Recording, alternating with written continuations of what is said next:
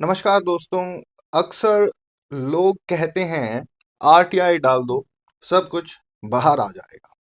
पर सच ये है, आरटीआई हर सवाल का जवाब नहीं होती। आरटीआई हर वाई का सॉल्यूशन नहीं होती। तो फिर आरटीआई होती क्या है और इंफॉर्मेशन का एक्चुअल लीगल मीनिंग क्या है? आज इसे मिथ को तोड़ने वाले हैं। देखिए, RTI act section 2 close F को बिल्कुल सिंपल लैंग्वेज में समझेंगे।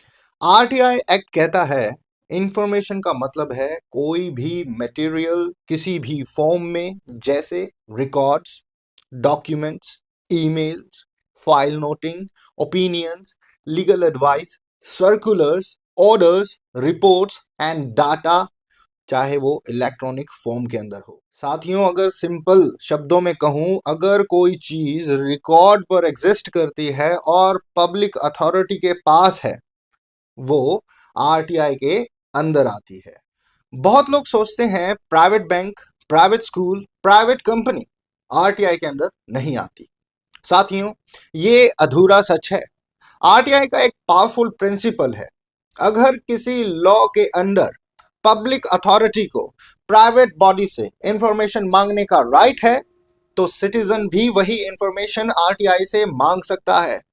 जैसे अगर आरबीआई प्राइवेट बैंक से कोई इंफॉर्मेशन एक्सेस कर रही है, ले रही है, तो हम थ्रू आरबीआई उस प्राइवेट बैंक से जो भी इंफॉर्मेशन मांगना चाहते हैं मांग सकते हैं। ऐसे ही प्राइवेट स्कूल के लिए अगर हमको कोई इंफॉर्मेशन चाहिए तो हम एजुकेशनल डिपार्टमेंट से ले सकते हैं, और कोई कंपनी है अगर तो हम सेबी से मांग सकते हैं, और अगर कोई ट्रस्ट है तो चैरिटीज कमिश्नर से मांग सकते हैं। सो डायरेक्ट प्राइवेट बॉडी से नहीं, हम उस पब्लिक अथॉरिटी से वो इंफॉर्मेशन मांग सकते हैं जो लॉ के अंडर उस डाटा को एक्सेस करते हैं।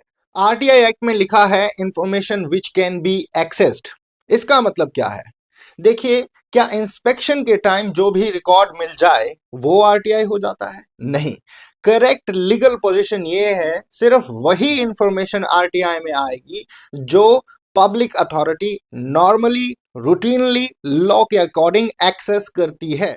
अगर हर इन्वेस्टिगेशन पावर को आरटीआई बना दिया गया तो हर प्राइवेट ऑर्गेनाइजेशन की प्राइवेसी खत्म हो जाएगी और आरटीआई एक्ट का मिसयूज होगा।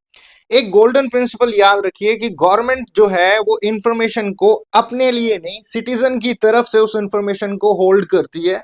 इसलिए जैसे ही इंफॉर्मेशन पब्लिक अथॉरिटी के पास आई, वो आरटीआई के अंडर डिस्क्लोज हो सकती है। देखिए, पर सेक्शन 8 की एग्जम्पशंस को छोड़कर बहुत इंपॉर्टेंट बात यह है, आरटीआई का मतलब ये नहीं है कि हर वाय का जवाब मिले, हर डिसीजन का जस्टिफिकेशन मिले।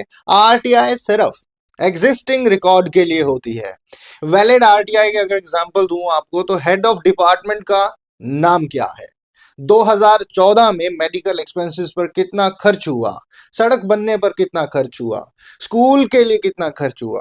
पर जो इनवैलिड आरटीआईज होती हैं वो कुछ इस तरह होती हैं, जैसे रोड्स रिपेयर क्यों नहीं हुए, जजमेंट मेरे फेवर में क्यों नहीं आया, इस रूल का मीनिंग क्या है। अगर रिकॉर्ड पर एक्सप्लेनेशन नहीं है तो लीगली जो करेक्ट रिप्लाई आएगा आपकी आरटीआई का, वो आएगा नो रिकॉर्ड अवेलेबल। साथियों, आरटीआई एक पावरफुल वेपन है, पर सिर्फ उनके हाथ में जो जानते हैं कि इंफॉर्मेशन होती क्या है, कहां से मांगनी है और कैसे फ्रेम करनी है। याद रखिए, आरटीआई सवाल पूछने का नहीं, रिकॉर्ड्स निकलवाने का अधिकार है। आशा करता हूं आप लोगों को ये जानकारी लाभदायक लगी हो। लाभदायक लगी हो तो मेरे चैनल को सब्सक्राइब करें, लाइक कमेंट करते रहे और हाँ, बेल आइकन दबाना मत भूलिएगा। धन्यवाद।